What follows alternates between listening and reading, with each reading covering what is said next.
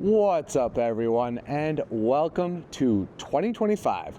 Today's video is actually the first video that we're going to be posting for the new year. And guys, I have to say, I'm actually happy that 2024 has come to an end. Unfortunately for myself, 2024 was a little bit of a challenging year. I had a few ups and downs, and at this point, I'm ready to get a nice, fresh start moving into the new year. And to start the new year off, I actually have some exciting news.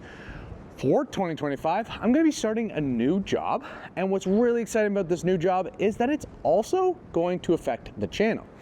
Don't worry, it's not going to affect it in a negative way. It doesn't mean I'm going to be filming less. In fact, I think this new job is going to give me the opportunity to film more content for you guys to enjoy. I'm not going to go into too much detail about what this new employment is and the details because I'm actually going to do an introductory video later in this month to introduce this new employment and go into some background about the company I'm working for. But what I can tell you is that the new employment is going to be a little bit of a collaboration for the channel. And with this collaboration, it's going to give me the opportunity to continue creating install and review videos. But with the collaboration, I'll actually, or hopefully, have the opportunity to get my hands on some new or upcoming products that I typically wouldn't have had access to before. Also with this collaboration, I'm going to have the ability to create content focusing on other vehicles. So instead of primarily focusing on my 2019 Jeep Wrangler Rubicon, we'll actually be able to feature some other vehicles and feature some other unique builds that are happening to those rigs. That is why I'm super excited about this collaboration and this employment opportunity, because I think it's going to not only give me the opportunity to move forward in a career that is connected to my passions, but I also think it's going to add to the channel and create more content for you guys to watch. In that video, we'll also go ahead and share some of our ideas that we're going to go through and do on the channel for this year. And at that point, it's also going to be your opportunity to provide your input on what you think we should be adding to the channel. But guys, that is going to be a separate video. So what I recommend is that you hit the subscribe button so that you get notified of when that video gets posted. On today's video, as you might have saw on the thumbnail for the video, we're going to be installing the Auxbeam 22-inch multifunctional single row LED light bar, and we're going to be mounting it onto our rival Stubby aluminum front bumper. If you've been following along the channel, you would know that in the middle of summer, we installed the rival front and rear bumper. And one of the unique things about the rival front bumper is on its overrider bar, it actually has some predetermined mounting locations for some lights. You have 4 locations on the top, and then you have 5 locations on the underside. The day I got this bumper, I knew that I was going to be utilizing those mounts. Either I was going to go ahead and add some fog lights to the underside of it, because unfortunately, that is one of the things the rival bumper is missing, is it doesn't have stock fog light locations. Yeah. Or I was going to go ahead and install an LED light bar to fill the gap and cover up the winch. Near the end of summer and beginning of fall, I guess, I installed the Gatekeeper steerable knuckles and LED light bars, and currently I'm using those as my fog lights. So I decided that I'd go ahead and get an LED light bar to go on the bumper. So guys, originally I wanted to put on a light bar that was either SEA or DOT approved, and the reason is because I wanted to have a light bar that was actually street legal. Unfortunately, there are limited options for this at this time, and the options that do exist are quite expensive, about like $800, $700. So I decided I'd have to live with the fact that I wasn't going to be able to find one that was SEA or DOT approved, and I decided to go ahead and purchase this Auxbeam one because it has a little bit more of a stealth look to it. A lot of the other LED light bars in the market have the dual row LEDs, and they use a chrome backing, which in my opinion just stands out a little bit too much on a Jeep. And I wanted something that would tie a little bit more in with my blacked out front end. So that is why I went ahead with this. I think I got it for about $100, but that was actually on sale from Black Friday. So I think it actually goes for about $150, I think. Either way, I will put a link below if you want to check it out. But what we're going to do in today's video is we're going to show you guys what this product comes with. Then we're going to show you guys how to mount this onto a front bumper. Then we're going to show you guys how to wire it up, or at least give you some direction. We're then going to wire it up, test it out, and then I'll wrap this video up by giving you guys my overall thoughts and opinions. So let's go ahead and check out what this light bar comes with. So I've gone ahead and unboxed the light bar, and the first thing it comes with is obviously the 22-inch single row LED light bar. This light bar is pre-wired with a plug connection on the backside. This is really helpful for installation as well as serviceability. In the event that you need to remove it, all you have to do is unplug it and then unmount it, and you can take it off. The light bar does come with a complete wiring harness, as you can see right here.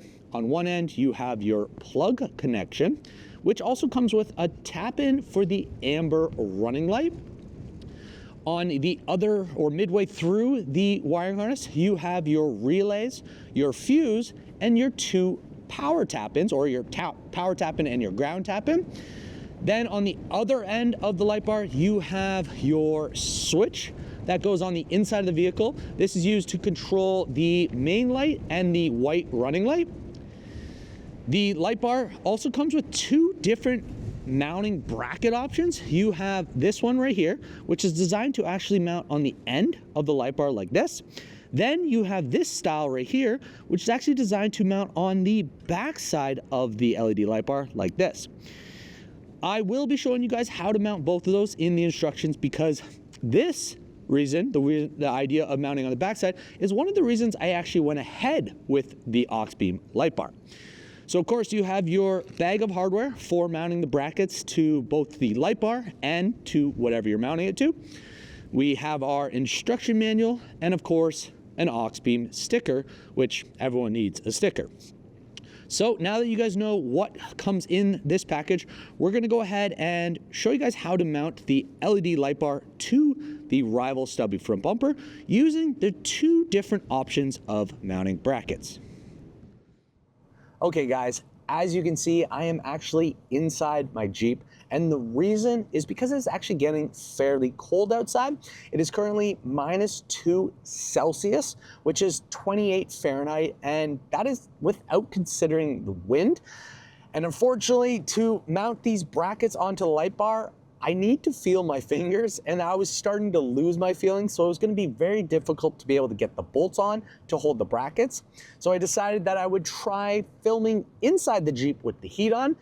What we're going to do, as I mentioned, is show you guys how to mount the brackets onto the light bar. The first bracket we're going to start with are the side mounting brackets. There's going to be two, one on each end of the light bar. And what you're going to need is the two brackets. You're going to need the Allen key that they provided, which is right here. And then you're going to need 4 round head bolts that they have provided right here. So they're the little short ones. You're going to need 4 lock washers and 4 regular washers. What you're going to do is take the bolt, put the lock washer on first, then the regular washer, just like that. You're then going to take the bracket, which is actually going to have 2 bolts on each side. You're going to have one that goes in the round hole, which is your permanent mount location, and then you're going to have one that goes in this slotted one right here, which is your adjustable bolt. Each bracket actually has an arrow on it, and that indicates the front. So wherever it's pointing is actually the front of it, which should face where the light LED surface is. So you're going to take this bracket and you're going to secure it to the light bar, which as you can see has the 2 holes. This is your permanent location one, and that is your adjustable one. You're going to take the bolt, slide it into the round hole, just like that. Then take that and simply just hand tighten it onto the light bar. So just tighten it up. Then you're going to take another bolt with the washers and put it into the adjustable slot. Then simply just hand tighten that up. We will use the Allen key to fully tighten them. Right now you can maybe make them a little bit more snug, but you're not gonna fully tighten them because you're actually gonna do that once you have it mounted so that you can angle and position it the way you want. So now we've got this side done, let's go ahead and get the other side put together.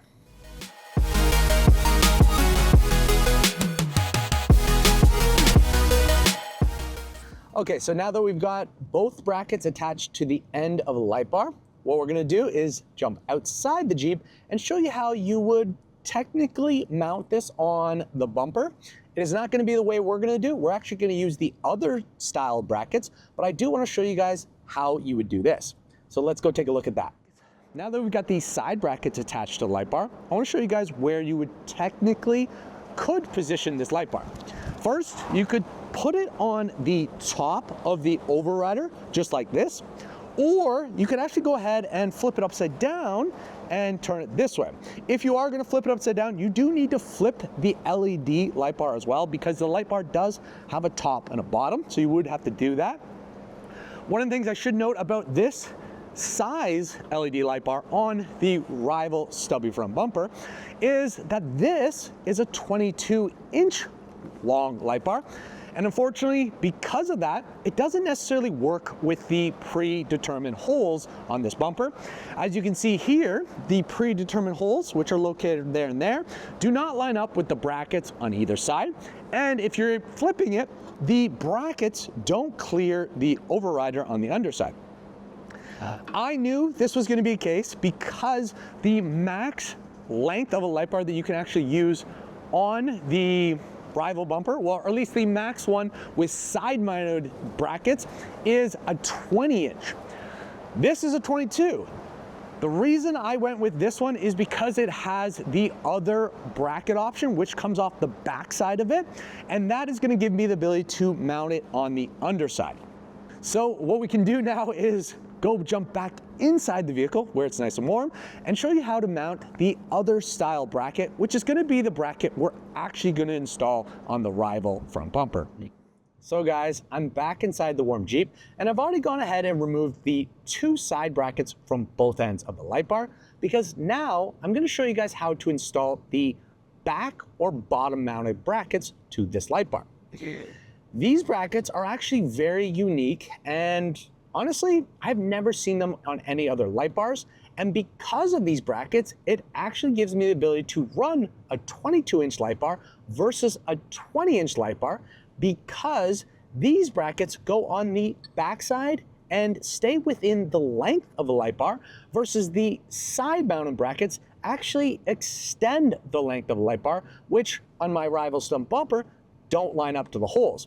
Where with these brackets, I'll actually be able to line it up to the existing holes that are available on the overrider bar. So what we're gonna do is show you guys how to install these and what you're gonna need. So you're gonna need two of these brackets. There's gonna be one on each side. You're then gonna have two of these wedge-shaped spacers. These wedge-shaped spacers are designed to attach to the bracket just like this, and then it gives you the ability to adjust the angle of the light bar for alignment. So it's really cool that they've incorporated that and thought about alignment when including this. So you need two of those. Then you're gonna need two of the long bolts like this with the square 9/16 head on it. So you need two of those. Then of course you're gonna need two lock washers, two regular washers, and then two 9/16 bolts. What we're gonna do is you're going to take one of your bolts and on the one side of the light bar, you're gonna notice this opening at the end on this channel on the back. You're gonna take the bolt, slide it into this, hold it in place just like that. Then you're going to take your spacer and you're gonna slide that over. The spacer does have a channel lock-in, so it will lock into the channel and then you can hold it in place.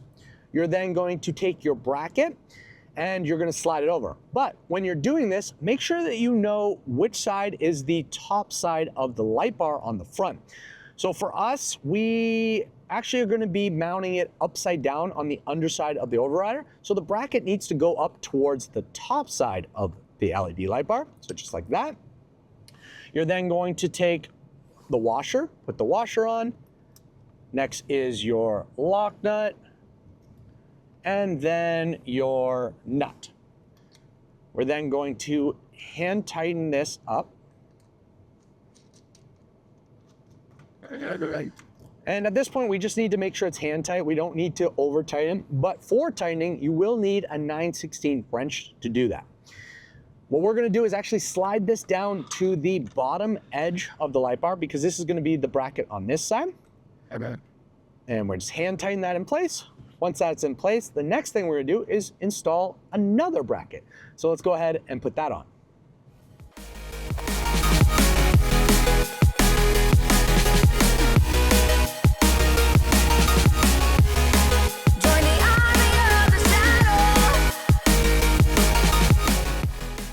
Once we've got 2 brackets on, 1 on each side, we can then go ahead and show you how to fully install this on the rival bumper, which means I have to go back outside in the cold. And dive into the sky. Hear the wind crying out its prayer. Why are we so ashamed to be alive? Break the chains and our freedom's ours to take.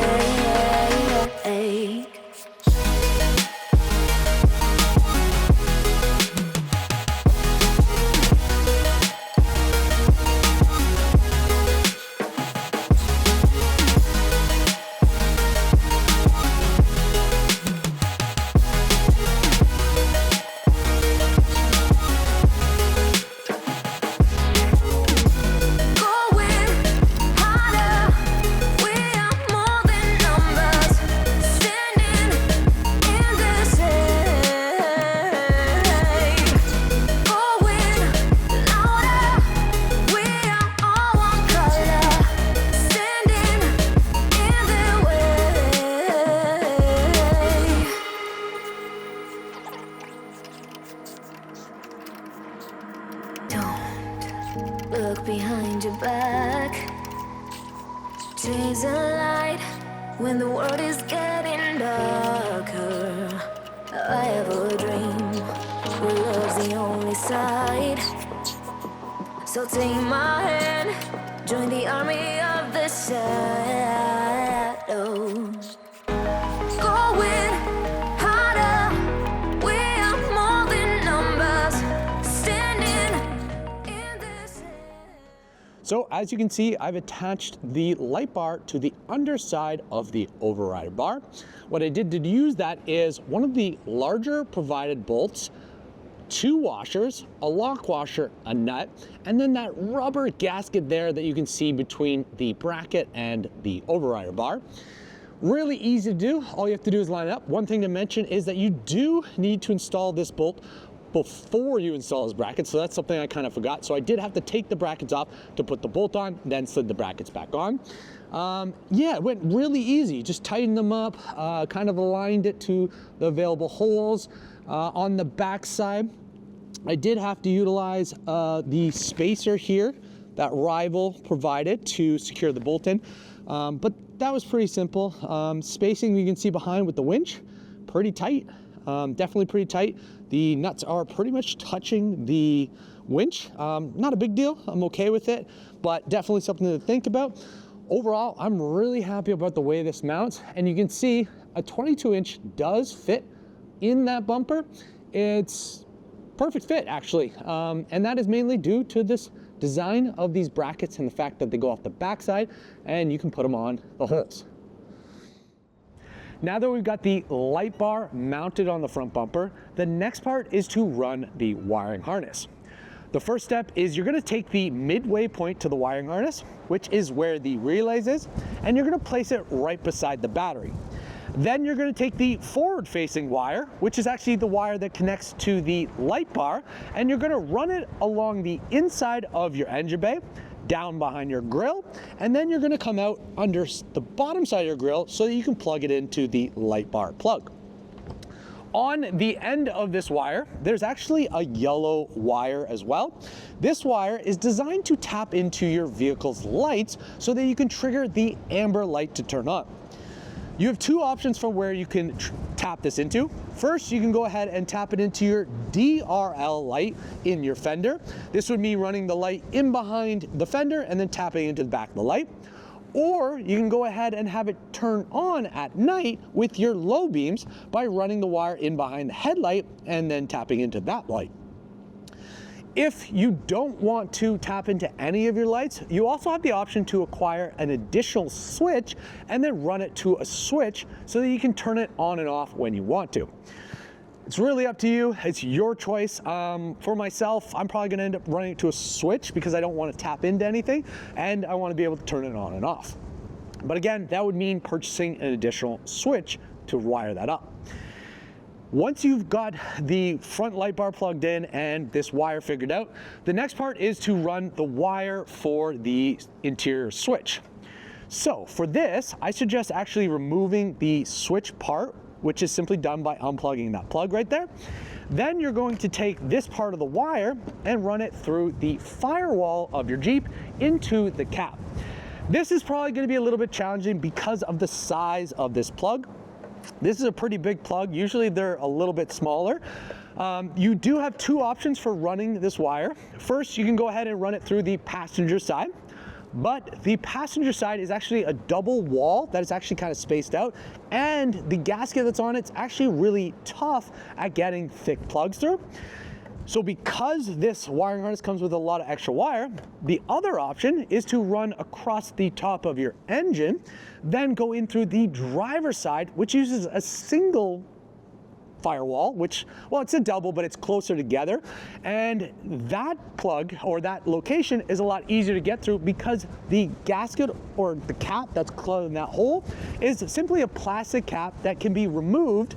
Then you can actually drill it open to make a big hole to get through, or you can just simply move it all together and then just run the wire. It's really up to you on how clean you do this wiring job. But basically you have two options. So it's really up to you on what you do. But once you've got the wire into the cab, the next thing you need to do is simply reconnect the switch, then put the switch in the location you want it to be. Once you've got the switch installed and the light bar wired up, the last part is to connect the system. This can be done by simply attaching the power and negative wires that they provided on the wire harness. The red one goes to the red battery terminal and the black one goes to the negative. Once you have that attached, all you have to do is simply put your relays in a nice location. You can either secure it in place or simply just slide it in and tuck it in a nice clean way. Overall, guys, this wiring harness is very complete and almost idiot proof. It's pretty much plug and play, which makes it really easy to install. The hardest part is going to be getting that wire into the cab. For myself, I am actually not going to be using this wiring harness as is, and the reason is because I'm going to be running this light bar into my XK Glow switch panel. So what that means is I actually have to do a little bit of a custom design for it.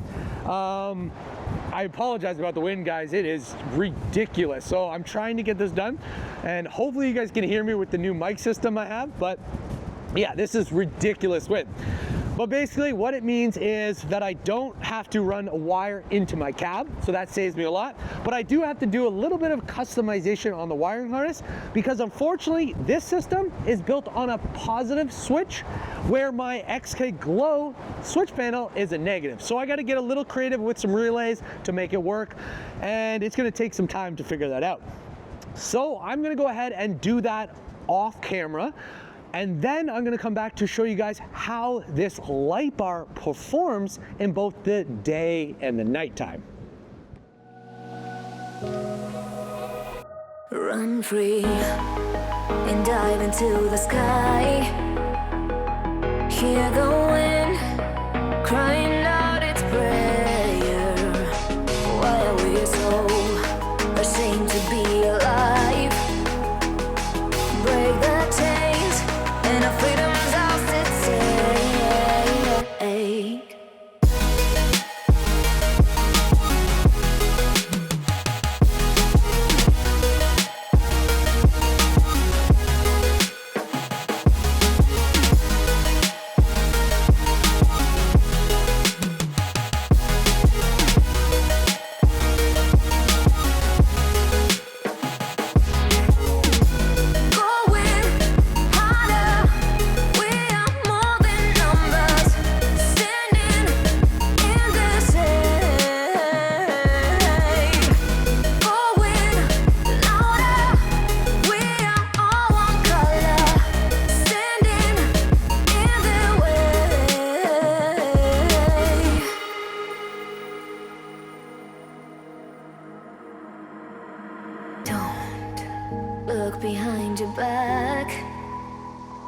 Chase the light when the world is getting darker.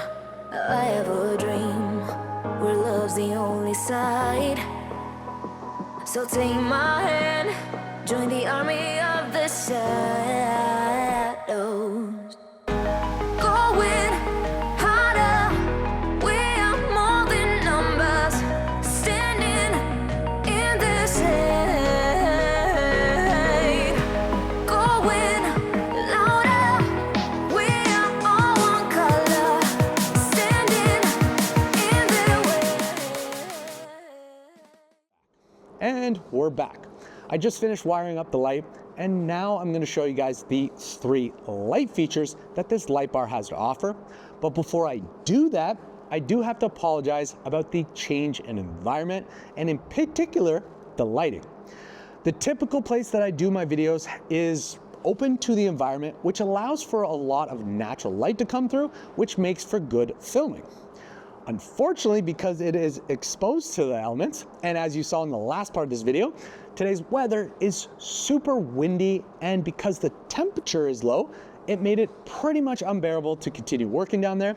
So once I finished that last part of the video, I came up here to finish up the wiring, or to do the wiring, and my plan was to actually go back downstairs and finish filming down there, but unfortunately, when I went back down there, it was still super windy and super cold, so what that meant, I actually had to come back up here to finish up the video.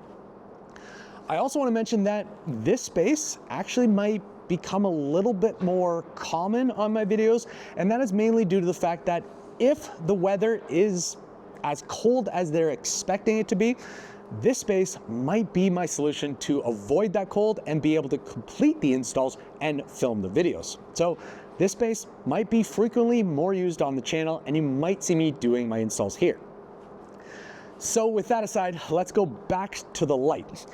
As I mentioned, I've got it all wired up. So now I'm going to show you guys the 3 features the light has to offer. And to do this, I'm actually going to use my XK Glow app on my phone. So first we have the white running light right here. This is basically a white strip that goes across the light bar. It's not super bright. It's definitely not useful to be used as a light to see in front of you. It is more of a visual thing that you can see on the vehicle. I actually kind of like it. I think it looks really good. What I probably might do is end up using this during the day with my daylight running lights on the fenders, and it might be a really cool look. The next light we have to offer, or it has to offer, is the amber running light. This is basically the same style light, but in an amber color. Again, not a light used to illuminate in front of the vehicle, more of a light just to illuminate the vehicle. I could see using this if you're on the side of the road, or if you're on a trail and you want the person in front of you to see how close you are behind them. This might be something that will punch through the dust and dirt that comes up on the road. So that might be helpful. Yeah, you could definitely use this in a storm as well, just to give a little bit of visibility towards your vehicle, but not visibility in front of you. So definitely really cool. The last light, which is also the main light, is the main white light, which this is gonna be super bright. And as you can see, it definitely does a really good job.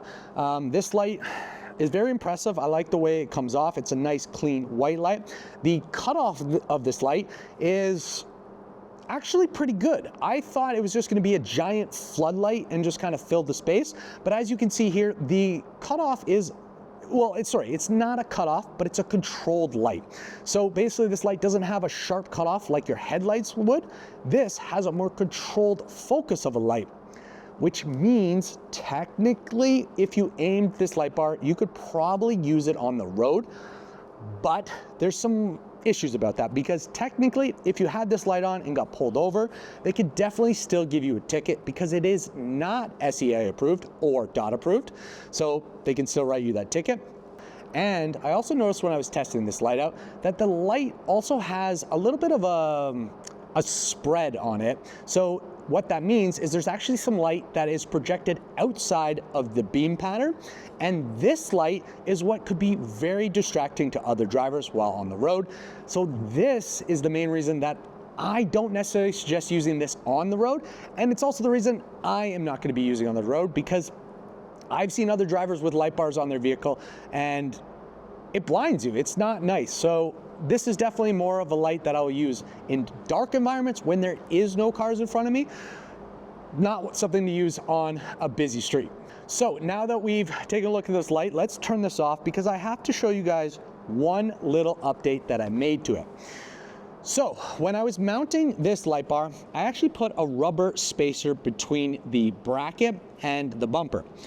I have actually gone ahead and removed that, and the reason is because with that rubber spacer, I realized that the light was really low and close to the fairlead, and it didn't seem centered in the space. So I was playing around after doing the wiring and decided to remove it to see how it fit, and in my opinion, the light now fits more equal in the space and definitely looks a little bit better. So that was one little minor change I did. I removed that rubber spacer. I don't think it's necessarily needed. I think it is a great thing to protect, say, your paint if you're putting this on your paint, but for this purpose, it definitely wasn't something I needed. So guys, now that you know how this light is mounted, how to wire it, and what light features it has to offer, it's time for me to give my overall thoughts and opinions of it. So first, let's start about the actual LED light bar itself. Overall, I think the quality of this product is really nice. I really like the stealth effect. It's not really a stealth light bar, but just the way that it's kind of not super, it's more dark and it kind of ties in. I really like that if you were not looking for it, you really wouldn't see it. I really like the shell construction. It's a nice solid, feels like aluminum, so that's really nice. I do like the back or bottom mounted brackets. Those are very, very clever. I like how they have the channel in the back that gives you the ability to slide them to where you need. And because of that, that is why I can mount a 22-inch light bar on this bumper. If this light bar only had the side mounted brackets, I would not be able to go with the 22 because it wouldn't fit underneath, nor would it fit on the top. The max size that you can put on this bumper if you're using only the side mounts is definitely a 20-inch, but I definitely think the 22-inch looks way better. It fills the space. There's no empty, well, there's a little empty space, but it's not, 2 inches or an inch on each side. So really like that. The wiring harness was super impressive. It was nice and clean. It was very idiot proof. You just had to simply plug it in and you were good to go. Yeah, overall, really impressed by the product, the thought they put into installing it, the features and functionality. I didn't really get to test out the switch that they provided, but it does look like just a simple press button. I'm assuming that would work just fine if you didn't have a complicated install like I do with the switch panel. Yeah, really impressed by this. At this point, guys, I don't really have any other comments about it. I think it is a great product, and if you have a rival bumper, or honestly any bumper, this is definitely a light bar to pick up. They do offer this in other sizes that you can add, so they do have them in different sizes. I can't remember what they are, but if you click on the link below, it will take you to their Amazon page, and you can see the different sizes that are available. Again, guys, if you have any questions or comments about this install or this product, feel free to post it below. As usual, please make sure to like, subscribe, and share. Keep evolving, and we'll see you guys on the next video.